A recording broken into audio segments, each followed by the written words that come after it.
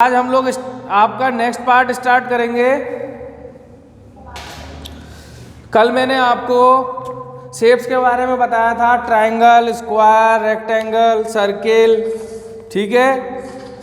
उनमें बताए थे कितने वर्टेक्स हैं, कितनी साइड्स हैं, ठीक है।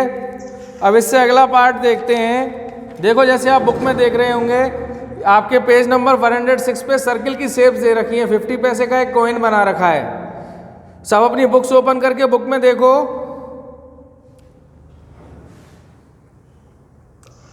सबने बुक्स निकाल ली अपनी? देखो सबसे पहले 106 पे सर्किल दे रखा है ना, तो इस तरीके से सर्किल की शेप मैंने कल आपको बताई थी। फिर ट्रायंगल, फिर स्क्वायर एंड रेक्टेंगल। अब इसके बाद हम एक पेपर फोल्डिंग इसमें बता रखा है कि जैसे मान लो ये आपका बुक का पेज है, इसको जैसे मैं इधर ध्यान देना, जैसे मैं इसको फोल्ड करूंगा तो ये कौन सी शेप बन गई बताओ? ट्रायंगल। वेरी गुड, ठीक है। और अगर मैं इसको इस तरीके से शेप कर दूं तो कौन सी शेप बन गई? रेक्टेंगल। वेरी गुड, ठीक है। और अगर इसको मैं चारों तरफ से इस तरीके से कर्व बाउंड कर दूं, एक पेपर है जैसे आपका, ये एक पेपर की शेप है, नहीं इस तरीके से इसको कर दूंगा तो ये कौन सी शेप बन जाएगी? सर्किल। वेरी गुड, ठीक है। और इसी सर्किल को अगर मैं इस तरीके से हाफ कर दूंगा तो ये कहलाएगा हाफ सर्किल या सेमी सर्किल। जैसे हमारा ये पूरा सर्किल होता है ना, ये पूरा सर्किल है। अब इसको अगर मैं हाफ कर देता हूं और एक पूरा सर्किल बना लेता हूं, तो इसको मैं हटा दूं नीचे से, तो इसे हम हाफ सर्किल या सेमी सर्किल कहते हैं। और ये हमारा होता है सर्किल। इसके बाद नेक्स्ट पेज पे आओ। इसके अंदर दे रखा है क्यूबॉइड और क्यूब, सिलेंडर एंड कोन। ये 4 पॉइंट्स दे रखे हैं। Number 1 cuboid, number 2 cube, number 3 cylinder and number 4 कोन। तो देखो क्यूबॉइड किस तरीके से होता है, जैसे रेक्टेंगल की फॉर्म की शेप में बनाकर उसके बॉक्स बनाया जाता है, उसे कहते हैं क्यूबॉइड। और इसकी जो ये लाइंस होती हैं, जो इनके पेड़ बने हुए होते हैं ग्रुप्स के, ये वाली जो लाइंस होती हैं, इनको कहा जाता है एज। और जैसे मैंने कल बताया था, ये कॉर्नर पॉइंट होते हैं, इनको कहा जाता है वर्टेक्स। और हम इसको देखते हैं, वो चीज़ होती है इसका फेस। तो क्यूब, इसी तरीके से क्यूब को एक स्क्वायर की फॉर्म में बॉक्स बनाया जाता है, उसकी ये एजेस होती हैं, ये वर्टेक्स होते हैं और इसका फेस फॉर्म होता है। ये समझ में आया सबको? तो देखो क्यूबॉइड के अंदर कितनी वर्टेक्स होते हैं? क्यूबॉइड और क्यूब दोनों के अंदर 8 वर्टिसेस होती हैं, 12 एजेस होती है और 6 फेसेस होते हैं इनके। ओके। इसी तरीके से सिलेंडर होता है। सिलेंडर की शेप अलग होती है। देखो इस तरीके से ये 2 पॉइंट्स बनाए और इनको जो सर्किल फॉर्म में, कर्व फॉर्म में कर दिया यहाँ से, ये होता है सिलेंडर।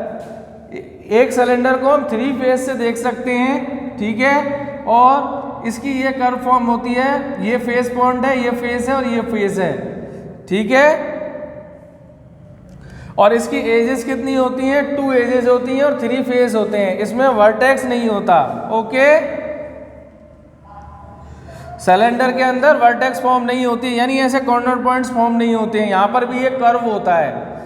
इसी तरीके से कौन, जैसे आप लोगों ने सॉफ्टी खाई होगी फेयर वगैरह, मेले वगैरह में, तो उसकी शेप बनी हुई होती है। इसका जो कॉइन पॉइंट होता है, बिल्कुल सेंड पॉइंट, वो होता है वर्टेक्स। और ये जो फॉर्म सर्किल फॉर्म में, इसको बोला जाता है कर्व फेस। और यहाँ से ये प्लेन फेस होता है और इसकी ये एजेस होती हैं। ओके। और इसी तरीके से सर्किल का भी एक ही कर्व फेस सरफेस होता है, उसमें भी कोई वर्टेक्स नहीं होता और ना ही कोई एजेस होती है। मैंने कल आपको सारा डायग्राम जो समझाए थे, ट्रायंगल, स्क्वायर, रेक्टेंगल और सर्किल, सब अपने नोटबुक में बना लिए थे सबने? अब आज इनको अपनी नोटबुक में बना लेना। आज आपको 4 फॉर्म शेप्स हैं। देखो सबसे पहले क्यूबॉइड, फिर क्यूब, फिर सिलेंडर और फिर कोन। ये क्यूबॉइड की शेप है, ये क्यूब की शेप है, ये सिलेंडर की शेप है और ये कौन की, और इसके बाद एक ये है सर्किल की कर्व सरफेस में। क्या कह रहे हो, समझ में आपको सबको?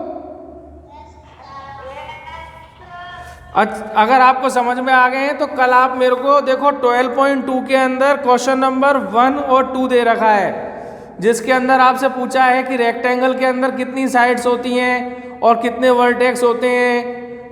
जैसे रेक्टेंगल में एक मैं आपको बता देता हूं कि रेक्टेंगल में 4 साइड होती हैं और 4 वर्टिसेस होते हैं। तो पहले फिल इन द ब्लैंक्स में भी 4 आएगा और दूसरे में भी 4 आएगा।